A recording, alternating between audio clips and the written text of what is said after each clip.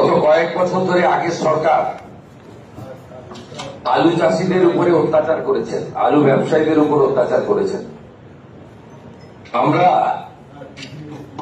মুখ্য সচিব, principal secretary Paschimbanga এটি নোটিফিকেশন করে এগ্রিকালচার যারা প্রোডাকশন করেন, includes potato, food grain, well seed, fruits, vegetable, এটা অন্য রাজ্যে পাঠানোর ক্ষেত্রে বিশেষ করে আলু চাষি, আলু ব্যবসায়ীদের যে যন্ত্রণা আগে সরকার দিয়েছেন, আমরা সেটা আজ থেকে বন্ধ করলাম এবং কোন ইন্টার স্টেট বর্ডারে কোন ল এনফোর্সিং অথরিটি কোন ফার্মার এবং কৃষিজ ফসল বা প্রাণী সম্পদ উৎপাদনকারীদেরকে, ক্ষুদ্র ব্যবসায়ীদেরকে কেউ হয়রানি করতে পারবে না। পুলিশ হতে পারে, এনফোর্সমেন্ট ব্রাঞ্চ হতে পারে এবং অন্যান্য ল এনফোর্সিং অথরিটি হতে পারে। এটা আজকে আমরা প্রিন্সিপাল সেক্রেটারি অর্ডার করলেন, আমাদের তথ্য সংস্কৃতি দপ্তর মিডিয়া গ্রুপে এই অর্ডারের কপি দিয়ে দিচ্ছে। এই সরকার অনেক প্রত্যাশা জাগিয়ে এসেছেন এবং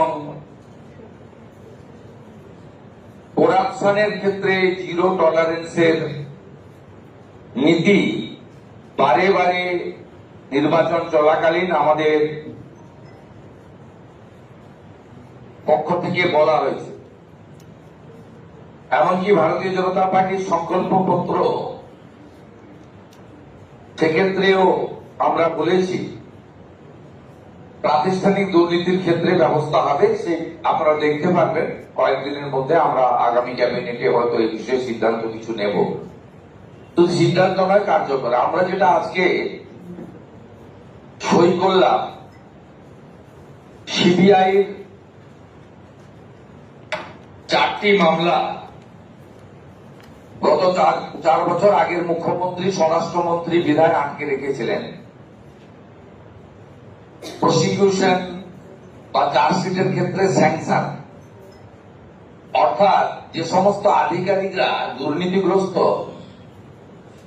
তাদের বিরুদ্ধে সিবিআই বা অন্যান্য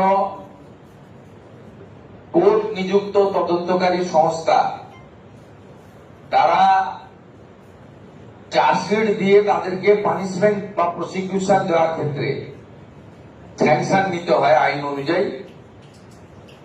বিদায়ী সরকার এবং বিদায়ী সরকারের মুখ্যমন্ত্রী তথা স্বরাষ্ট্রমন্ত্রী এই স্যাংশন আটকে রেখেছিলেন দুর্নীতিগ্রস্ত আমলা এবং আধিকারিকদের বাঁচানোর জন্য। আজকে আমরা সিবিআই কে 3টি দপ্তরের আধিকারিকরা যারা করাপশনে যুক্ত ছিলেন তাদের স্যাংশন আমরা দিয়ে দিলাম। অর্ডার বেরিয়ে গেছে, সিবিআই কপি পেয়ে গেছে বা পেয়ে যাবে, একটু আগেই অর্ডার হয়েছে। এটাতে এডুকেশন ডিপার্টমেন্টের টিচার রিক্রুটমেন্ট স্ক্যাম রয়েছে,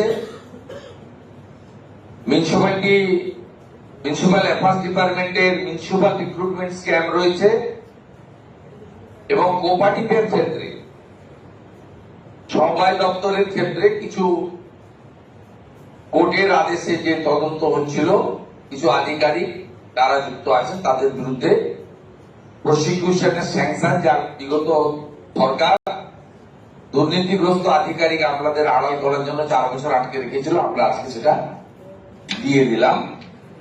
এটা আপনাদের মাধ্যমে জনগণকে জানালাম যে